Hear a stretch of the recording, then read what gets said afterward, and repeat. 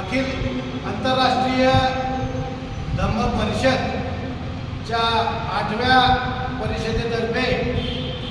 आपल्या राज्याचे लोकप्रिय उपमुख्यमंत्री व लाडक्या बहिणीचे लाडके भाऊ शिवसेना नेते आदरणीय एकनाथजी शिंदे साहेब यांना धम्म परिषदेमार्फत बौद्ध रत्न हा पुरस्कार सन्मानित करण्यात आला। हा पुरस्कार यावेळेस आधी कोणालाही न मिळता पहिल्यांदा आपल्या राज्याचे लाडके उपमुख्यमंत्री आदरणीय एकनाथजी शिंदे साहेब यांना मिळाला। त्याचा आनंद उत्सव साजरा करण्यासाठी आज आम्ही आपल्या शहरातील परमपूज्य डॉक्टर बाबासाहेब आंबेडकर यांच्या स्मारकाला पुष्पहार अर्पण करून व पेढे वाटून या ठिकाणी आनंद उत्सव साजरा करत आहे। एकनाथजी शिंदे साहेब यांचं काम हे अतिशय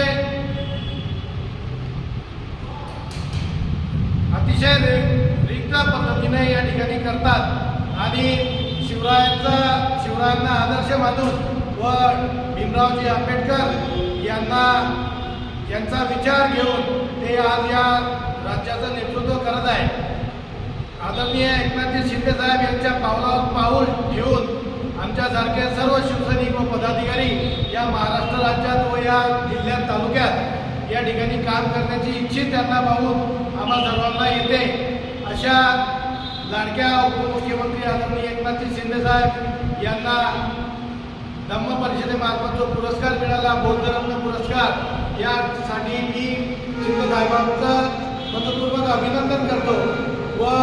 परमपूज्य डॉक्टर बाबासाहेब आंबेडकर यांच्या व गौतम बुद्ध यांच्या प्रतिमेचा माल्यार्पण करून या ठिकाणी आशीर्वाद घेतो की ज्या पद्धतीने शिंदे साहेब या ठिकाणी काम करत आहे त्यांच्या पावलावर पाऊल ठेवून आम्ही सर्व शिवसैनिक या ठिकाणी सर्व धर्म समभाव असं काम करत राहू। जय